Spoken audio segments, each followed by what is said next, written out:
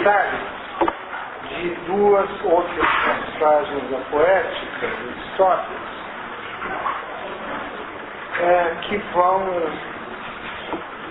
reiterar alguns comentários que eu já fiz. Eu gostaria de ir um pouco mais ao texto sobre isso, e vão acrescentar mais alguns comentários, sempre sobre essa noção de imitação,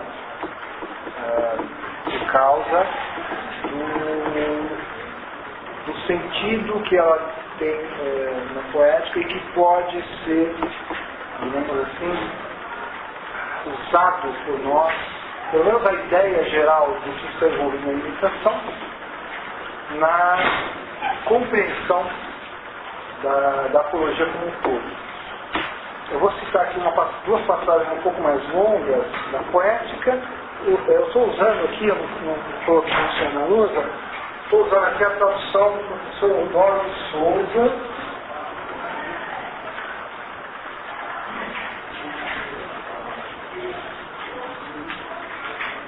que tem uma tradução comentada da poética, que eu não sei quanto às edições mais recentes daquela coleção dos colecionadores. Eu não sei, depois que essa coleção mudou de editora, não sei como o que eles fizeram, porque eu sei que eles andavam fazendo alguns estragos significativos nessa coleção. No tempo em que essa coleção era da editora Abril, um dos volumes de Aristóteles, eram 2 volumes, um volume continha Ética Nicômaco, tópicos, e no final a tradução da poética do professor Eudoro de Souza com uma série de notas. Provavelmente a única tradução direta do grego que tem naquele volume é essa tradução da poética, que é um texto relativamente breve, já que ele está completo, né? O livro 2 sobre a comédia se perdeu, tem apenas o livro 1. E o professor Eudoro faz a tradução com notas bastante aprofundadas no assunto. Eu não vou entrar nas notas, nos comentários dele, mas eu vou me servir dessa tradução. Há um trecho da poética, 1448b,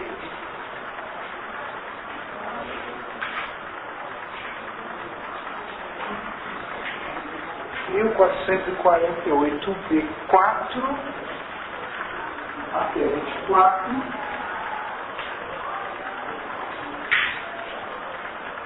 Aristóteles está nesse momento, aliás ele faz isso desde o início da poética, logo após introduzir a distinção dos 2 livros quanto ao seu objeto, tragédia livro 1, comédia livro 2, ele imediatamente ataca o tema da imitação, que é uma noção absolutamente inescapável da poética, né? E no seio dessa explicação sobre a noção de imitação, Aristóteles tem algumas linhas extremamente interessantes, justamente no que elas têm de aparentemente histórica. Aristóteles, nessas linhas, ele vai dizer que o imitar é inato no homem. E vai, em algumas dessas linhas, até fazer uma espécie de pré-história da imitação poética. Por que o homem faz poesia? Lembrando aí que poesia é um gênero imitativo e que há um outro gênero na poética que é imitativo também, que inclui os discursos socráticos. Por que o homem imita em logos e em ação? Porque o imitar, Aristóteles vai dizer, é congênito ao homem. Ele vai,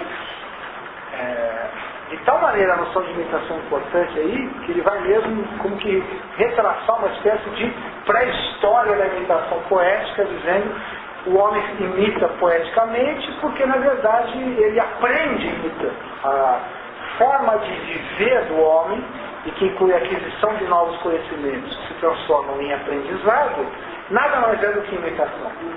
Então, a produção de logos, seja em método, seja sem método, é apenas uma etapa mais sofisticada da vida humana, né? Aristóteles aqui faz um discurso muito aparentemente histórico. Parece que ele está falando da história do gênero humano. No começo o homem imitava de maneira rústica e depois ele aprende a imitar na poesia. Quando na verdade não é exatamente isso que que ele quer dizer, não é? Mas vamos ver então essa passagem. Diz Aristóteles, ao que parece, duas causas, e ambas naturais, geraram a poesia. Veja só, a tese de Aristóteles é que a poesia é natural no homem. A poesia não é a poesia é um produto humano, é um artificial. A poesia não é um fenômeno natural, como a chuva, né? Nenhum de nós tem poder de decidir se vai ou não chover, mas cabe a nós fazermos ou não poesia. Então, a poesia é resultado de um ato da vontade, da deliberação humana, diferentemente de um ato de um fenômeno natural. Né? Não é nesse sentido, portanto, que Aristóteles entende que as causas que geram a poesia são naturais. Elas são naturais na medida em que na natureza humana existe algo que torna o fazer poético, embora essa expressão seja redundante, fazer poético, absolutamente condizente com a natureza humana. Né? Então, ao que parece, duas causas e ambas naturais geraram a poesia. Ora, a naturalidade da poesia no homem está ligada ao fato de a poesia ser imitação e a imitação ser natural. Aristóteles diz, o imitar é congênito ao homem. O homem nasce dotado de uma certa inclinação para imitar. E nisso, vejam, Aristóteles está de tal maneira construindo nessa passagem a importância da noção de imitação, que ele começa dizendo, o imitar é natural no homem, e agora ele diz, e nisso o homem difere dos outros viventes. O homem difere dos outros seres vivos. Aqui aquela famosa frase, aquela famosa ideia de que o que distingue o homem dos animais é a racionalidade, é substituída pela ideia de que o que distingue os homens dos animais é uma certa capacidade imitativa. Por quê? Porque de todos é ele o mais imitador. O homem de todos os seres vivos é aquele que é mais imitador. E por imitação aprende as primeiras noções. E os homens se comprazem no imitado. Claro que nós poderíamos discutir a tese de que o aprendizado por imitação, de alguma maneira, especifica o humano em comparação com os outros animais. Certamente seria possível defender a tese de que não é isso. De que, de fato, o que os animais fazem é imitar também. Isso seria perfeitamente possível. Mas Aristóteles aqui não está fazendo biologia, a passagem não é uma passagem dos textos biológicos, é uma construção na qual Aristóteles quer mostrar a importância da noção da imitação, e para isso ele mobiliza certos motivos clássicos a respeito do humano. O humano se distingue do não humano pela sua capacidade imitativa. Ora, no final desse pequeno trecho, há duas outras noções que são introduzidas aí de maneira muito rápida no texto, mas de maneira muito significativa. Como Aristóteles diz, além de o homem é de todos os animais o mais imitador, e por imitação aprende as primeiras noções.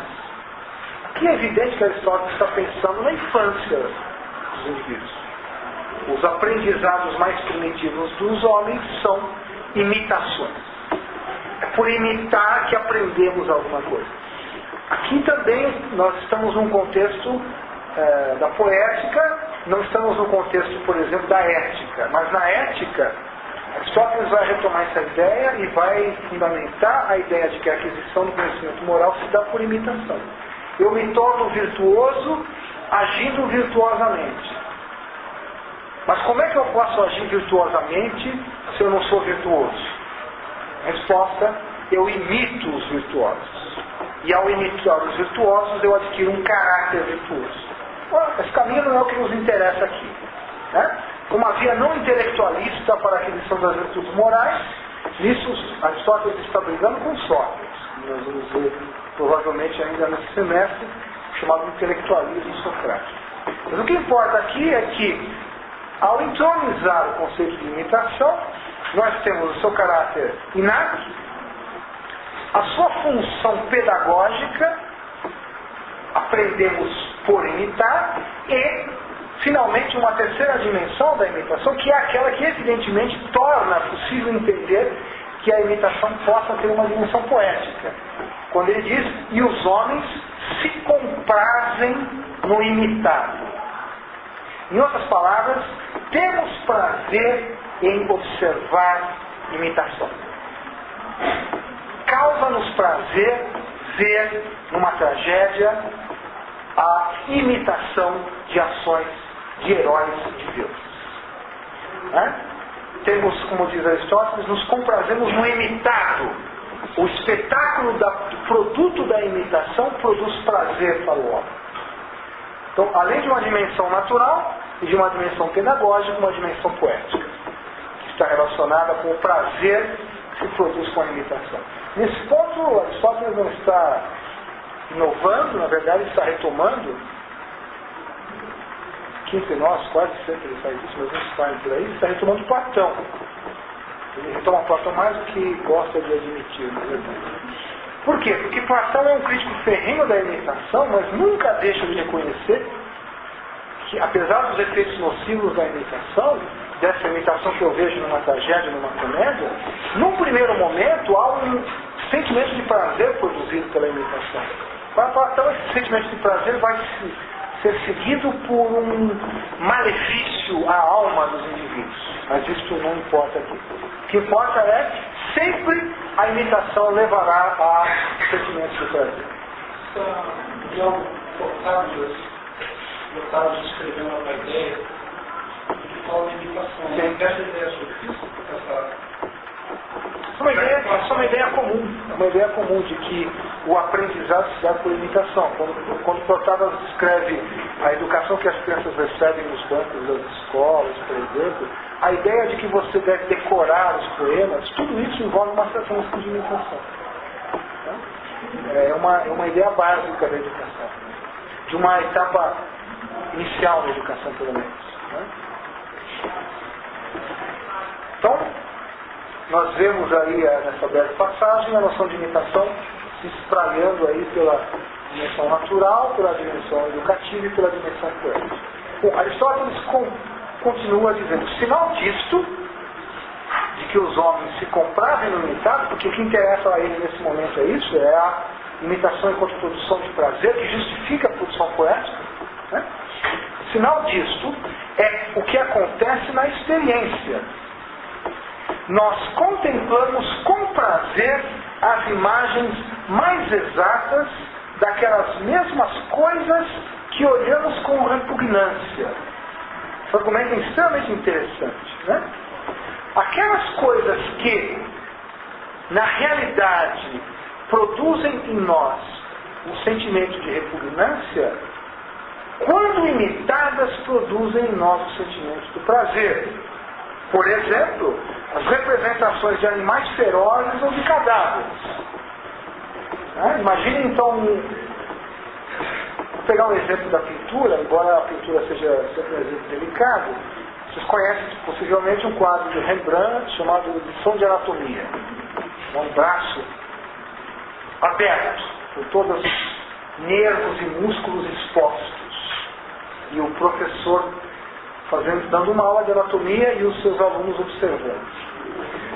O que Aristóteles está dizendo é, essa pintura produz prazer em nós, embora a visão de uma aula de anatomia realmente, provavelmente, faria com que muitos de nós caíssem para trás.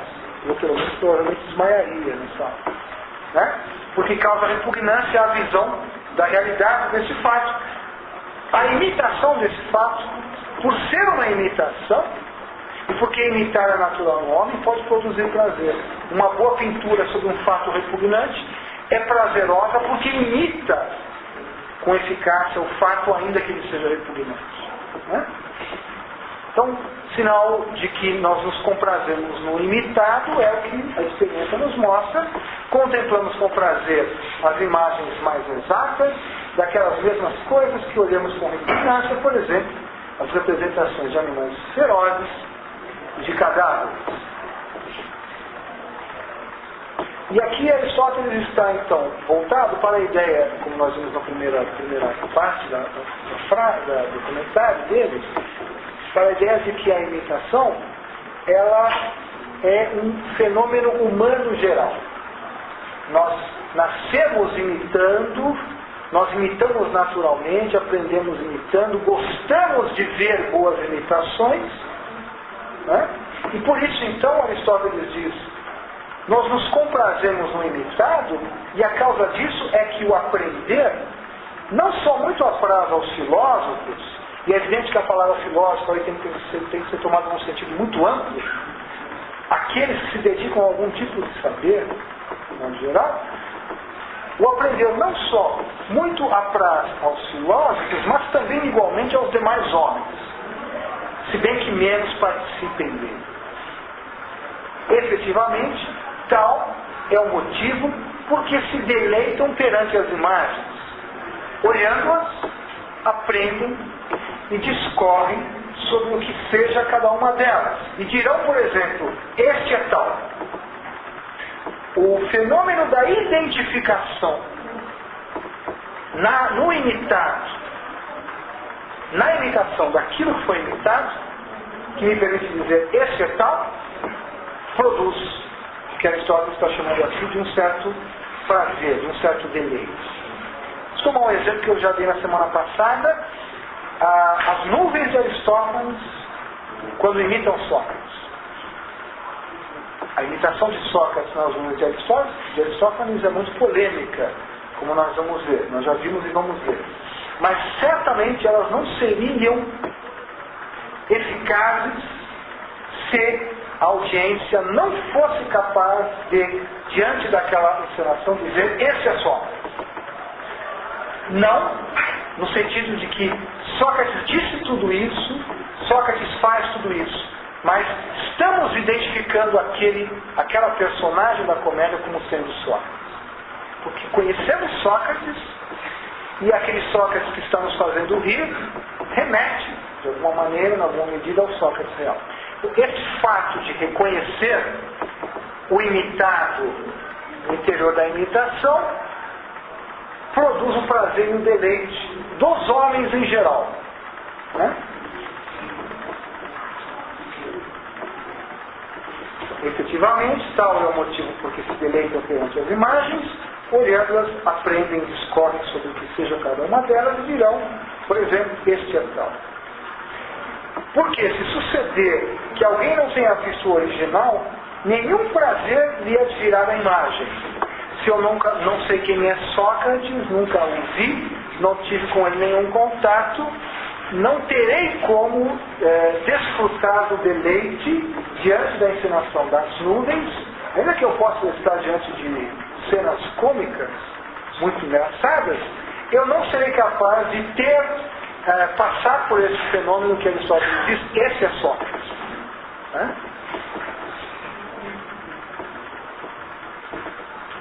Porque se suceder que alguém não tenha visto o original, nenhum prazer lhe advirá da imagem como imitada, mas tão somente da execução. Ou de qualquer outra coisa da mesma espécie. Eu posso rir assistindo às nuvens, mas o efeito produzido em mim ao assistir às nuvens não será o mesmo se eu não souber quem é Sócrates. Eu perderei a possibilidade do prazer e do deleite, da identificação de Sócrates naquela personagem. Vejam que aqui Aristóteles está lidando com uma noção de imitação, que eu chamaria aqui de uma noção bruta de imitação. E por isso ela é aqui essencialmente concebida nos termos modelo-imagem, e que pode sugerir essa perigosa redução da imitação, por exemplo, à pintura. Isso é um problema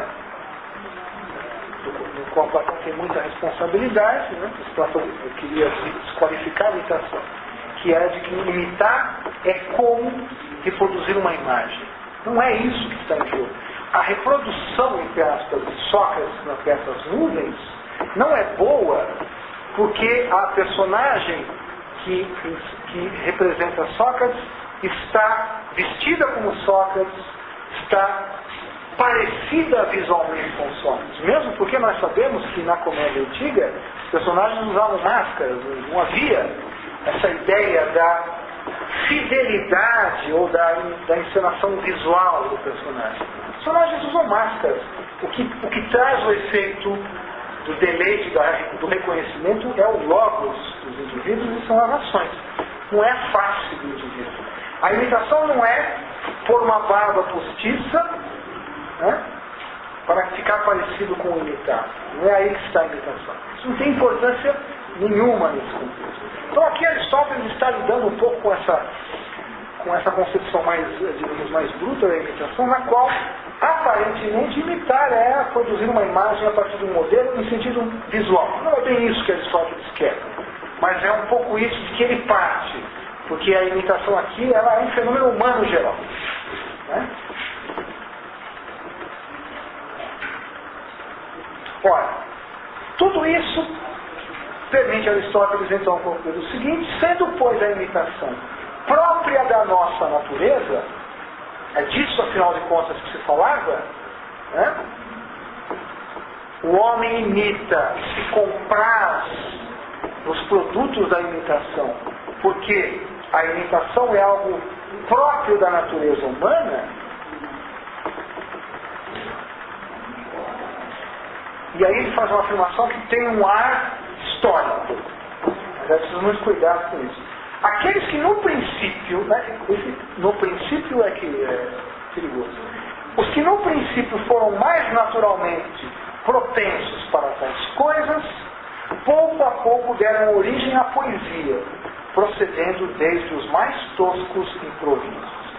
A poesia, como um fenômeno cultural que na época de Aristóteles alcançou grande sofisticação, Aristóteles está aqui escrevendo uma poética que lhe permite explicar as tragédias de um Sófocles, por exemplo, ou as comédias de um Aristóteles, ou se referir a esses logos socraticoi, que incluem os diálogos de Platão, ou seja, está falando do momento máximo da produção poética da cultura grega, né? E após dizer que o imitar é próprio da natureza humana, ele, de maneira absolutamente artificial, sem que se possa imaginar que isso aqui é uma pequena afirmação de caráter histórico, ele diz que no princípio, entre todos os homens, aqueles que foram mais naturalmente propensos para tais coisas, para esse tipo de imitação, pouco a pouco deram origem à poesia. É como se Aristóteles dissesse: todos os homens poderiam ser poetas. Alguns são poetas porque têm uma inclinação maior para aquilo que todos têm, que é a disposição para imitar. Esses que têm uma natural disposição maior para imitar transformaram-se em poetas. Né? Vejam que nós estamos muito longe aqui da ideia de que o poeta é um indivíduo inspirado, digamos. Isso já é muito diferente da tradição mais arcaica da cultura grega, na qual a poesia é uma fala oriunda da divindade, o poeta é inspirado pelas musas, e também estamos muito longe de uma visão bem posterior e romantizada do fenômeno poético como um tipo de inspiração. Os poetas são uma parte da natureza humana na qual, naturalmente, a propensão a imitar se deu de maneira mais intensa, e por isso eles não imitaram apenas ao aprender as suas noções mais básicas, não apenas se deleitaram em ver imitações, mas também fizeram imitações, e aí surgiu a poesia. Né? Isso é uma excepcional peça artificial sobre a origem da poesia. Né? A poesia é tão natural no homem quanto a vida na cidade. E Aristóteles não está dizendo isso, mas assim como ele diz na política, o homem é por natureza um animal político, ele poderia ter dito aqui, o homem é por natureza um animal poético. Porque o poetar na natureza humana é natural. Aqueles que têm mais inclinação para isso serão poetas. Isto é, isso não pode ser lido como uma história da poesia, no sentido rigoroso da ideia. Isto é uma imitação. na verdade. Quando ele fala em imitação, ele fala em imitação da natureza e imitação de modelo. Ou para ele a natureza. Não, aqui ele não está falando de imitação da natureza, mas ele dirá em outros contextos que a arte imita a natureza. Aqui ele está dizendo que imitar é natural. Então, imitar o modelo legado pela tradição. Não, imitar qualquer coisa. Imitar é ter um modelo e produzir uma imitação que permita àquele que assiste a essa imitação identifique o imitado. Ele se comprar nessa identificação. Na poesia, isso é imitar caracteres humanos, deuses, ações humanas, ações divinas. Né? De fato, a matéria da poesia é uma tradição mítica. Né? Mas Aristóteles diz também que, de uma forma geral, as técnicas ou as artes imitam a natureza. Por exemplo, uma casa é uma invenção humana baseada na natureza. Isso é um tipo de imitação. Que não é uma reprodução, mas é baseada no natural. Então, essa passagem, embora ela trabalhe com uma noção de imitação, porque Aristóteles não precisa ir além disso aqui, aliás, ele não deveria ir além disso aqui. Uma noção de imitação no sentido puramente imagético, né? Porque se trata de um tipo de imitação ainda pré-poética. Todos os homens são imitadores, eles imitam os pais, as crianças imitam os pais e assim por diante. Né? Não se deve simplificar a noção de imitação imaginando que ela possa se reduzir a um fenômeno puramente visual. E aí então, para que a gente possa perceber todo o alcance dessa noção de imitação, e é onde Aristóteles então vai mobilizar esse vocabulário do o mais às vezes, o que poderia ser, o possível, o verossímil. Há uma passagem muito conhecida, muito famosa, extremamente influente para não devo lembrar agora, para a reflexão antiga a respeito da produção imitativa, que está em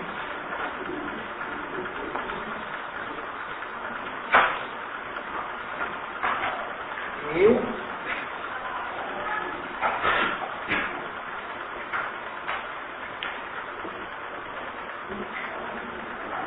1451 a 36, 1451 B11,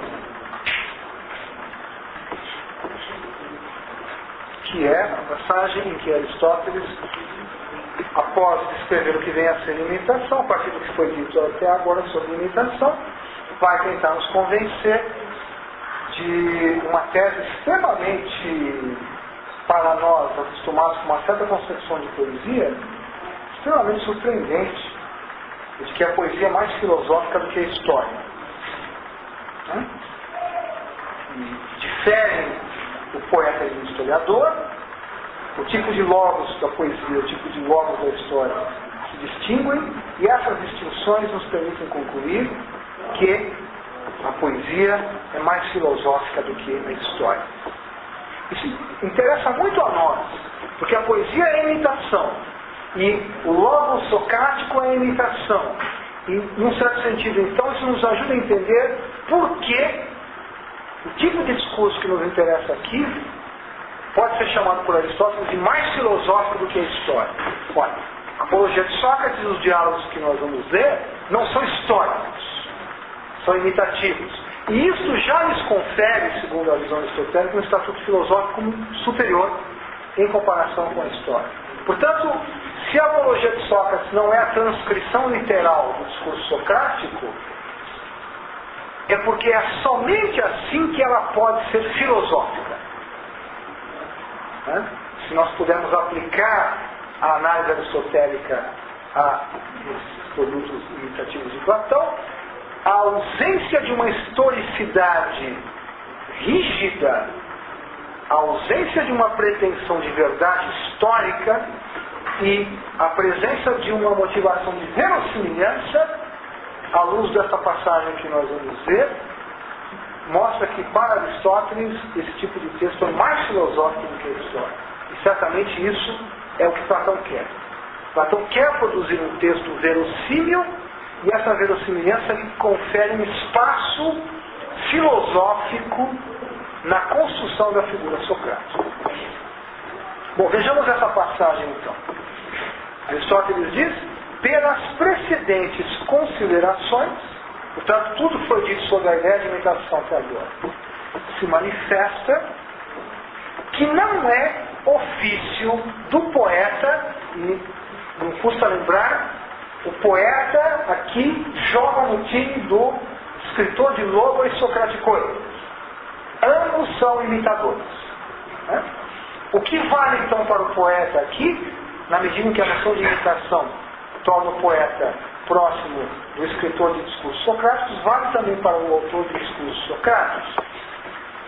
Pelas precedentes considerações, se manifesta que não é o ofício do poeta narrar o que aconteceu.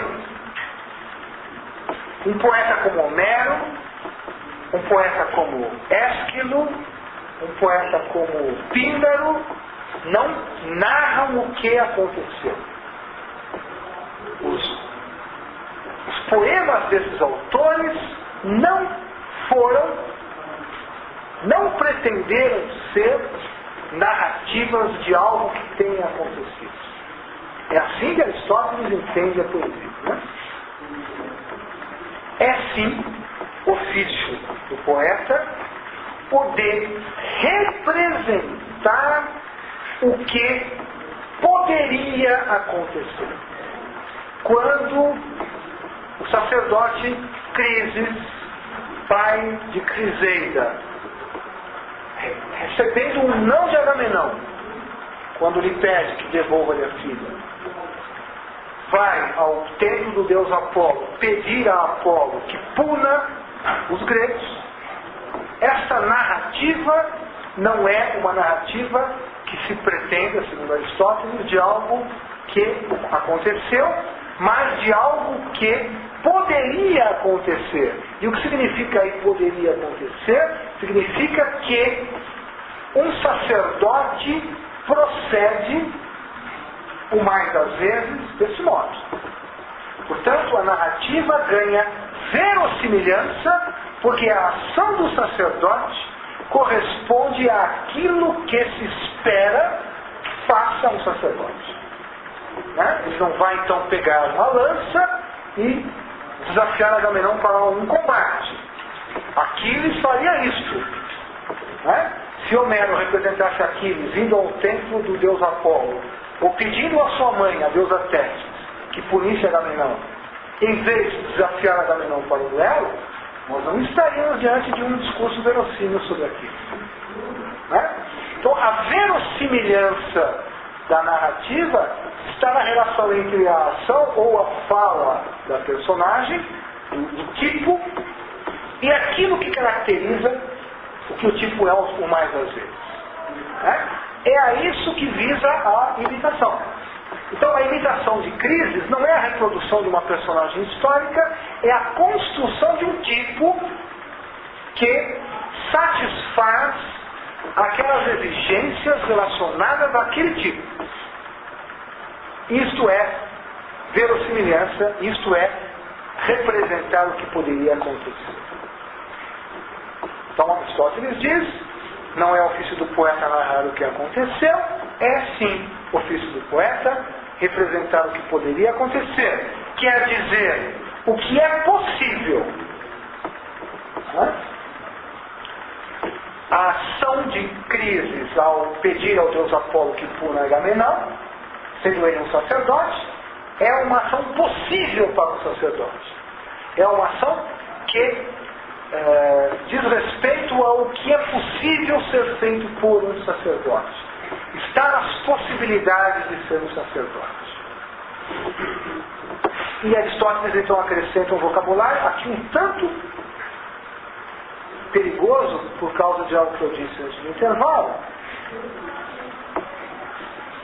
O ofício do poeta é representar o que poderia acontecer, isto é, o que é possível segundo a verossimilhança e a necessidade. E a palavra necessidade é uma palavra que pode causar um pouco de estranhamento aqui, porque eu havia comentado na primeira parte da aula que quando nós falamos de algo que acontece mais às vezes, nós estamos falando de um tipo de acontecimento que está sendo comentado num registro diferente do registro da necessidade. Não é? O registro da necessidade só me permite caracterizar, por exemplo, proposições da matemática. Essa é a leitura padrão sobre o que Aristóteles tem a dizer a esse respeito. A matemática é necessária, as coisas não poderiam ser de outro modo. Na natureza, por exemplo, vou dar um exemplo, ainda que todos os homens naturalmente sejam dotados de 2 membros superiores e 2 membros inferiores, pode acontecer que o indivíduo nascer sem um desses 4 membros. Isto não contraria uma certa, entre aspas, necessidade inscrita na natureza humana, mas não permite tratar esse tipo de evento como matemático. Essa diferença é suficiente para que eu distingua necessário e o que acontece mais das vezes. Ora, na esfera da produção imitativa, na poética, esse o mais das vezes, ele ainda é um pouco mais matizado, porque ele diz respeito à ação. Como eu havia dito, na esfera da ação, o que acontece o mais das vezes é ainda mais contingente. No entanto, isso não elimina para Aristóteles a possibilidade de utilizar o vocabulário da necessidade agora, não mais num contexto epistêmico, como era o contexto anterior, em que eu distinguia verdades da matemática e verdades da física, mas agora num contexto do verossímil. Ora, quando Aristóteles diz que cabe ao poeta narrar o que é possível segundo a verossimilhança e a necessidade, é porque ele está entendendo que necessariamente Crises vai agir pedindo ao deus Apolo que puna Agamenon. Há um tipo de necessidade presente aí que é posta pelo caráter de ser sacerdote. Ser sacerdote, por assim dizer, torna necessário que Crises proceda da maneira como procedeu. E a palavra necessidade aí já está, então, inserida num contexto poético e não mais num contexto epistêmico. Está claro? Ela está tomada num segundo sentido, não mais no sentido em que se diz, por exemplo, que uma equação matemática, os seus elementos são relacionados com uma necessidade. Então, eu preciso muito cuidado com essa palavra necessidade aqui. O poeta, então, na sua imitação, faz com que um certo indivíduo haja de um certo modo que acaba se tornando necessário para ele em virtude daquilo que ele é. A noção fundamental aí, que Aristóteles não está usando aqui nessa passagem, é a noção de ethos. Se traduz por caráter. O caráter do sacerdote, a palavra caráter aí, ela não precisa ser tomada, embora ela possa ser tomada, sobretudo no contexto da ética, no sentido ético. O ethos de um indivíduo são aquelas características que fazem com que ele seja tal que vive. O ethos de um sacerdote é ser dotado de certas características que são compreensíveis na sua ação, que fazem com que eu diga que ele tem o ethos do sacerdote e não do guerreiro. E é a sua ação que exibe, que revela esse ethos. Então, se Crises, quando tentou recuperar sua filha, Criseida, ouvindo de Agamenon um sonoro não, resolvesse pegar uma lança e lançá-la no coração de Agamenon, isto não estaria revelando o ethos de um sacerdote. Isso não é verossímil. Verossimilhança está justamente na capacidade, e aí novamente a ideia que Aristóteles desenvolvia no texto anterior, da identificação. É isto. Esse é um sacerdote. É o que a audiência tem que sentir ao ouvir o poema homérico. Crises é um sacerdote. Eu o identifico como tal, porque a sua ação revela o ethos de um sacerdote. Tudo isso é verossimilhança. Né?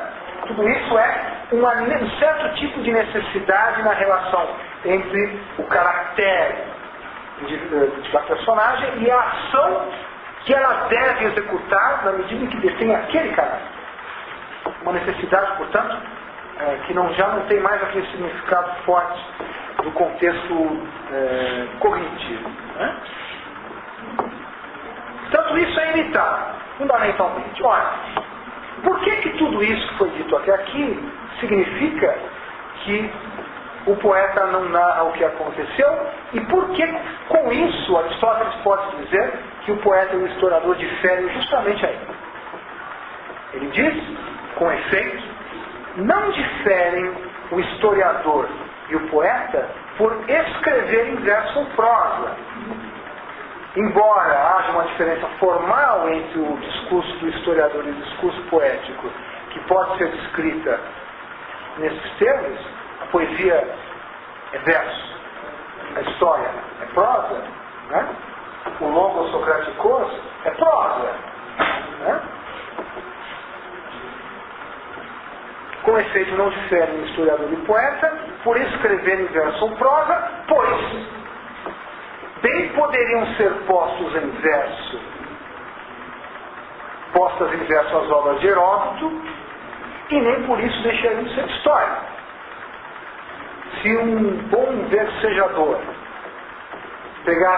tomasse os livros da história de Heródoto e desse-lhes uma métrica, diz Aristóteles, isso não torna o texto do historiador poesia,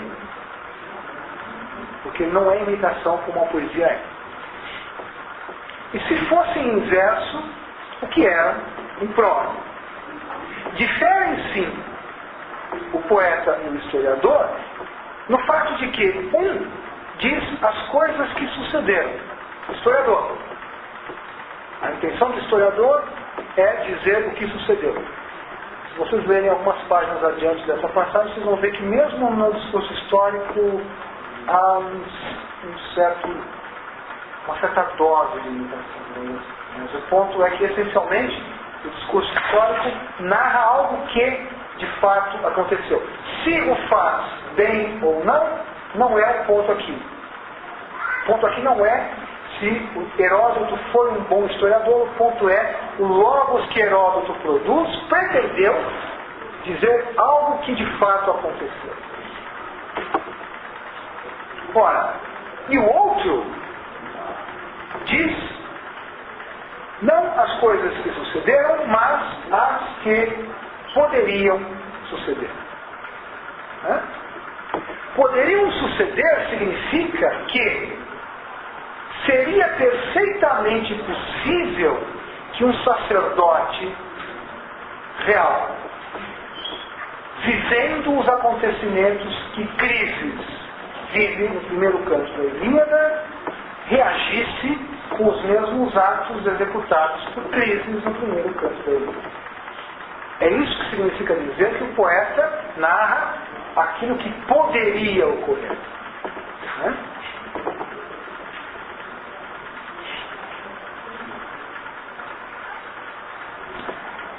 Ora, por causa disso, Aristóteles tira essa conclusão extravagante para nós, surpreendente. Né? Por isso, porque enquanto o historiador diz o que sucedeu, o poeta diz o que poderia suceder, por isso a poesia é algo, olha só, de mais filosófico e mais sério do que a história. Porque a poesia não diz o que sucedeu, mas o que poderia suceder, ela é algo de mais filosófico e mais sério do que a história. E por que para Aristóteles a poesia, não só, eu acho que o mais chocante é o mais sério, né? A expressão é mais chocante. Mas o que dá ao discurso poético caráter mais filosófico e sério do que o discurso histórico, que aí Aristóteles então introduz um dos seus conceitos mais queridos, que é o de universalidade. Pois refere a poesia, principalmente o universal. E esta a história, o particular. Quando o poeta narra não o que aconteceu, mas o que poderia acontecer, ele não está de fato falando de crises, mas de todo e qualquer sacerdote possível. E nesta medida, ele diz um universal. Tá? Enquanto o historiador se narra que sucedeu a um determinado sacerdote X, se refere pura e exclusivamente àquele sacerdote X e, portanto, se refere a um fato particular. Ora, por referir-se ao universal, diz Aristóteles, entendo eu atribuir a um indivíduo de determinada natureza, e a ideia do ethos. O sacerdote em geral tem uma natureza. Todo e qualquer sacerdote, por mais que possa se distinguir de outros sacerdotes, terá certas características que fazem com que todos os sacerdotes tenham uma natureza de ser sacerdote. Né? Por referir-se ao universal, entendo eu atribuir a um indivíduo de determinada natureza pensamento e ações que, por liame de necessidade e verossimilhança, convém a tal natureza. Crises, então, em vez de tomar uma lança e lançá-la no coração de Agamenon, isto não é uma ação e um pensamento que condigam com a natureza de um sacerdote, dirige-se ao templo do deus Apolo e roga ao deus Apolo que puna Agamenon. Isto é um pensamento e uma ação que convém à natureza do sacerdote. Há uma certa necessidade e uma verossimilhança envolvida na relação entre a natureza de ser sacerdote e os pensamentos e ações que esses sacerdotes devem exibir. Então a poesia, a boa poesia é aquela na qual há uma relação de necessidade entre o que o personagem é, por natureza, e o que ele deve fazer ou pensar. Esse é o tipo de necessidade envolvida. Que não é, portanto, uma necessidade histórica, não tem relação com nenhum tipo de objetividade, com uma descrição de fatos que aconteceram, mas com descrição de fatos que, se puderem acontecer, acontecerão assim. Porque isto é o verossímil para este caso. Né? Por referir-se a um universal, entendo eu atribuir a um indivíduo de determinada natureza, pensamento e ações que, por liame de necessidade de verossimilhança, convém a tal natureza. E ao universal assim entendido, ou seja, ao universal concebido não como a descoberta de uma verdade, como, por exemplo, Aristóteles julga acontecer na ciência. Na ciência, Aristóteles diz, temos conhecimentos quando temos demonstrações, e temos demonstrações quando elaboramos silogismos que contêm conceitos universais. Mas a ciência é uma coisa. Estamos aqui num outro domínio que não é cognitivo. No domínio da poesia, a poesia visa ao universal assim entendido. Um universal dotado de uma certa natureza, tal que os pensamentos e ações do indivíduo poderiam ocorrer.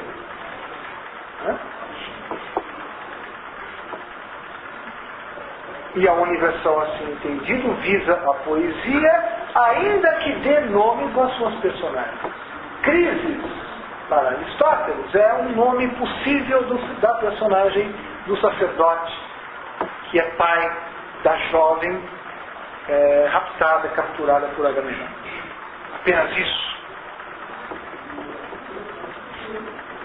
Particular, pelo contrário, é o que fez Alcibíades, ou o que lhe aconteceu. Então, se vocês leem lá Tucídides, descrevendo a história da Guerra do Peloponeso, vocês encontrarão referências a um certo Alcibíades, que existiu, foi discípulo de Sócrates. Né? Vocês sabem que Platão escreveu um diálogo chamado Alcibíades. Esse Alcibíades executou certas ações em Atenas, segundo Tucídides e outros, traiu os atenienses, passou-se para o lado dos espartanos e depois novamente traiu os espartanos passou-se para o lado dos atenienses, mas foi punido pelos atenienses. Por isso, ocorreu. O discurso histórico é aquele que, quando nomeia Alcibíades, não dá apenas um nome universal. Fala de um indivíduo real. E, portanto, de fatos particulares. Alcibíades não traiu toda e qualquer cidade possível. Ele traiu Atenas. Alcibíades não se bandeou para toda e qualquer cidade possível, ele se bandeou para Esparta. O domínio do discurso histórico é o domínio do fato particular. O domínio da poesia é o domínio do universal. Essa diferença é extremamente interessante para nós, porque ela, em primeiro lugar, mostra que para Aristóteles a imitação não é desprovida de dimensão filosófica. Ao contrário, há mais filosofia. Veja, é curioso, Aristóteles usa um comparativo aqui. Ele diz a poesia é mais filosófica do que a história. Ele não diz que a poesia é filosofia, que o discurso poético é filosofia, segundo o que ele entende ser filosofia. Mas ele se permite dizer que eu posso encontrar graus, digamos, de filosofia que nada mais são do que a diferença entre particular e universal. Ali onde há mais universalidade, há mais proximidade com a filosofia, porque a filosofia é um discurso que fala essencialmente do universal. Ali onde se dá apenas a particularidade, há o grau filosófico menor.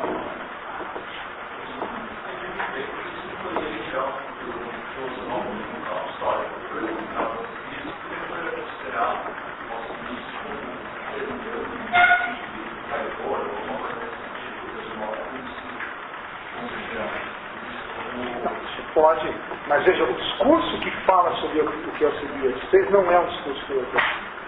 Ele é um discurso particular. O discurso do mito, o discurso poético, ele não fala de um indivíduo particular, ainda que nomeie. Essa é a diferença. É claro que eu posso tirar conclusões sobre a natureza humana a partir dos fatos históricos, mas não é esse o ponto aqui. O ponto é, o discurso enquanto tal, ainda que possa parecer semelhante, na medida em que fala de indivíduos que têm nomes e que executam ações, se distingue, porque num caso eu viso o que aconteceu particularmente, e no outro eu viso não o que aconteceu particularmente, mas uma instância de generalidade que é apenas verossímil. E aí está a diferença aqui.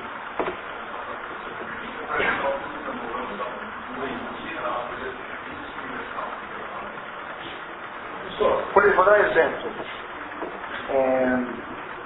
A matéria-prima da poesia, Aristóteles aqui está pensando sobretudo na tragédia. Do que fala a tragédia? A tragédia fala do mito. A tragédia fala do ciclo tebano de Édipo, fala de episódios da Guerra de Troia, né? Uma série de acontecimentos, a volta de Agamenon para casa e seu assassinato, a vingança de Orestes, tem que matar a mãe para vingar o pai. Tudo isso não é narrativa do que aconteceu, mas são narrativas nas quais os tipos humanos agem de modo verossímil e aquilo poderia acontecer. Essa é a diferença. Este modo de falar, na medida em que é universal, e Aristóteles, esse é um critério que distingue filosoficamente os discursos, mostra a poesia como mais filosófica do que a história. Ele não diz a poesia, a filosofia e a história não. Ele diz a poesia é mais filosófica. Sim. O nome Crises é apenas um nome. O nome Alcibíades é o nome de uma pessoa real. O nome Crises poderia não ser Crises. O que importa ali é o ethos dos sacerdotes. No caso de Sócrates, não seria então, nessa perspectiva, extremo Sócrates histórico do logos socrático? Então, Sócrates, caso, agora a gente chega então ao ponto que nos interessa. O que Aristóteles está aqui analisando são dois tipos de discursos que não equivalem nenhum dos dois a um logos socraticos. O que nós sabemos é que há em comum entre a poesia e o valor socrático a presença da imitação.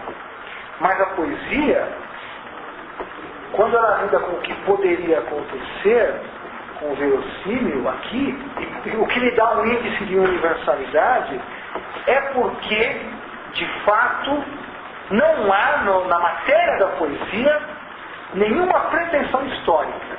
Nenhuma. No nosso caso, nós temos um híbrido. Porque Sócrates é como Alcibiades. Existiu. Então há uma faceta histórica que não pode ser ignorada. Mas há uma faceta mimética que faz com que os discursos socráticos contenham aspectos universalizantes no próprio fato de serem imitação, mas ao mesmo tempo relacionados a uma historicidade. Ora, o discurso da apologia de Sócrates, o discurso dos diálogos platônicos, ele está então, e isso o torna um gênero que não é nem poesia nem história, ele está então se configurando com elementos desses dois tipos de discurso. Nem um discurso histórico estrito sensu, nem um discurso poético estrito sensu, mas um discurso que diz respeito a particular. Sócrates foi julgado, Sócrates foi condenado, Sócrates disse uma série de afirmações. É uma universalidade possível que é permitida pela presença da imitação. E isso certamente serve, no caso de Platão, maravilhosamente bem para a ideia de que você pode elaborar uma figura filosófica como a de Sócrates, que ao mesmo tempo que tem que satisfazer certas informações históricas, poderá construir essa figura filosófica. Platão não pode, por exemplo, fazer com Sócrates o que se fez. Vou dar um exemplo aqui. Quem já leu Prometeu Acorrentado de Ésquilo sabe que o mito de Prometeu, tal como é narrado, atribuído a Ésquilo, já não se sabe mais o certo, o mito de Prometeu, tal como é narrado na tragédia Prometeu Acorrentado, não equivale à maneira como este mito é narrado, por exemplo, na Teogonia de Hesíodo.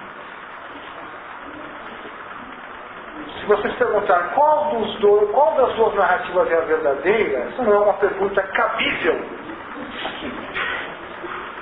O que importa é que Ésquilo se apropria do mito e lhe dá o significado que lhe interessa de maneira verossímil.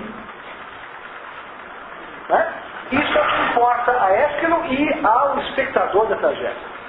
O espectador da tragédia conhece o mito de Prometeu, ele tem acesso à versão do mito prometeico tanto da Teogonia quanto dos trabalhos de Hesíodo, né? E evidentemente que isto é uma base para avaliar o mito tal como ele aparece no Prometeu de Ésquilo. Mas ele não se pergunta sobre a veracidade histórica de ambas as duas versões do mito. Por isso Aristóteles diz que a poesia, nesse sentido, ela é dotada de uma universalidade. É o que poderia ser. Ora, quando Platão escreve um texto como Apologia de Sócrates, com certeza, não sabemos quantos, mas com certeza, um certo número de juízes que participou do processo está vivo. Portanto, poderá ler a Apologia. Né? E poderá julgar, poderá comparar o que Platão diz com o que de fato Sócrates disse no tribunal. Platão não pode, portanto, lidar com os acontecimentos do tribunal como Ésquilo lida com o mito de Prometeu, que é um mito, que já está configurado na cultura grega como algo mítico, e que o poeta deve saber usar bem, que vai ser apreciado na maneira como Ésquilo mobiliza o mito de Prometeu, é a habilidade esquiliana em utilizá-lo. Não é a verdade ou a falsidade do mito. No caso de Platão, há um agravante. Platão, assim como Tucídides falava de Alcibiades, mas do que aconteceu, Platão precisa conciliar ao mesmo tempo a existência de padrões rigorosos de julgamento do seu escrito, porque leitores da sua obra conheceram Sócrates, estiveram no tribunal, com essa necessidade mimética, que é absolutamente fundamental para ele, de construir uma figura que possa defender Sócrates. Né? Então, nesse sentido, os discursos socráticos não são nem poesia Espírito Santo, nem história Espírito Santo.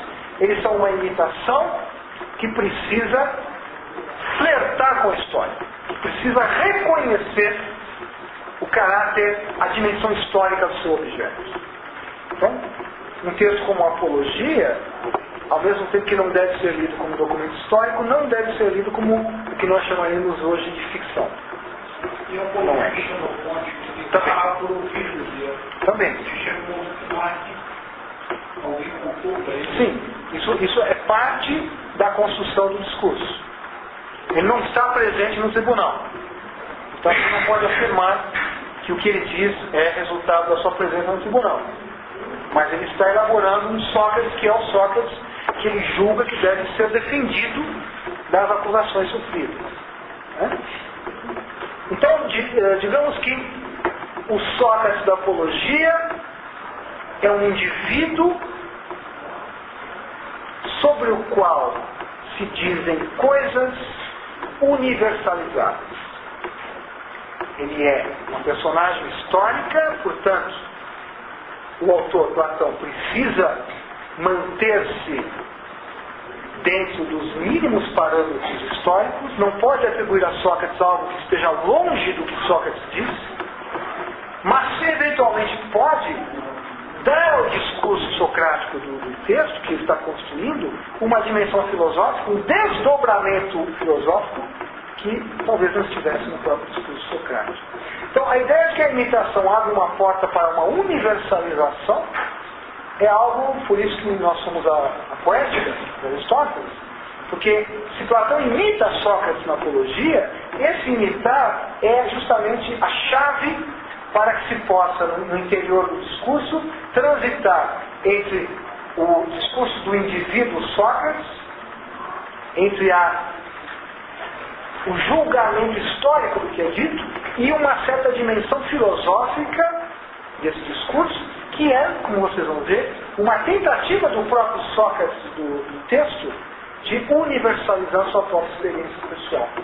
O grande segredo da defesa que Sócrates faz de si mesmo no tribunal é que Sócrates dirá, como nós vamos ver, se vocês me matarem, vocês estão prejudicando a vocês mesmos.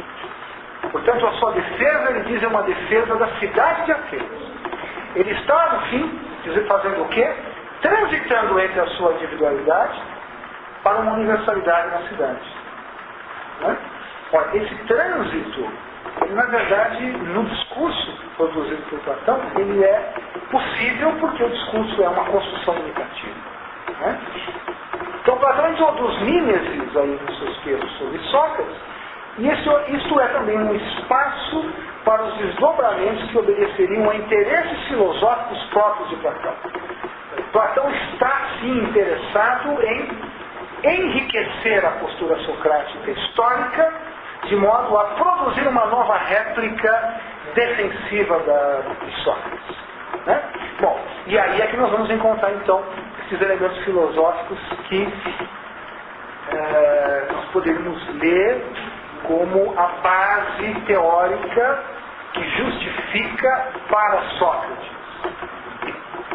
Portanto, pretende Sócrates para todos, porque Sócrates passa a vida interrogando e refutando. A apologia de Sócrates e Platão, no fundo, é uma grande justificativa dessa atitude socrática.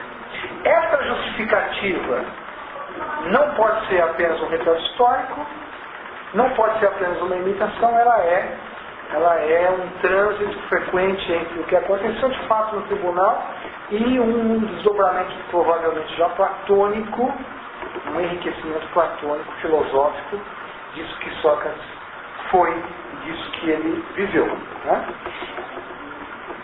Então, o que nós vamos ler na Apologia é algo que poderia ser, no sentido em que nós vimos na poética.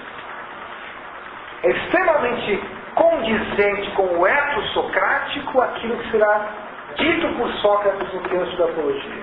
Há um ethos socrático conhecido da audiência do tribunal, conhecido dos juízes e conhecido do leitor contemporâneo de Platão. O leitor de Platão, e é por isso que Platão precisa da imitação, o leitor de Platão sabe quem foi Sócrates. Muitos leitores de Platão conviveram com Sócrates. Alguns ouviram falar de Sócrates. Não é? Isso tem que ser levado em conta. Olha, isso tem que ser então conciliado com essa dimensão filosófica que o texto vai também veicular. Não é? E é curioso então, não é? Talvez seja sintomático, que assim como a imitação ganha grau filosófico superior à história por causa da universalidade que ela contém, ao dizer o que poderia ser e não o que foi de fato, o discurso socrático no tribunal é uma estratégia na qual Sócrates, falando de si mesmo, pretende estar falando de todos, narrando experiências absolutamente pessoais, como a do episódio do oráculo em Delfos. Ele pretende tirar conclusões que dizem respeito aos homens em geral. Né? Esse livre trânsito entre a individualidade socrática e a pretensão de uma universalidade é uma característica fundamental desse socratismo presente na apologia e nos diálogos que nós vamos. Né? Alguém tem mais alguma pergunta? Eu vou então passar para uma... Mas eu vou deixar isso para a semana que vem, para começar um assunto novo. Vou fazer então uma breve análise de algumas partes da apologia, um resumo de algumas partes, uma divisão do texto, e na próxima aula eu vou comentar algumas características da apologia, das acusações sofridas por Sócrates, da estratégia que Sócrates adota para responder às suas acusações, que é uma estratégia absolutamente surpreendente no tribunal. Num tribunal é muito difícil imaginar que alguém diga: além desses acusadores, eu tive ainda outros acusadores. Isso não é lá uma maneira muito previsível de se defender no tribunal, dizendo: não, tem mais gente me acusando. Né? Então, esse é um ponto importante. O que é que Sócrates faz no tribunal, que é, na verdade, um procedimento típico do tribunal, e onde e como Sócrates, na apologia platônica, está se singularizando no tribunal. Né? Há momentos em que Sócrates não parece estar no tribunal. Procedimentos que não se esperariam no tribunal. Vamos ver um pouco isso. Para que então possamos entrar depois no trecho que é o mais importante para nós aqui, que é o famoso episódio do oráculo, né, quando Sócrates narra o que aconteceu quando ele soube que o deus Apolo, através da sacerdotisa, diz que não havia ninguém mais sábio do que Sócrates. Isso vai deixar Sócrates numa situação confusa, e daí, dessa informação, se dá um procedimento, uma investigação, que será, segundo o relato de Platão, a origem da vida investigativa socrática, que, segundo ele, é a única vida possível, uma vida em investigação. Né?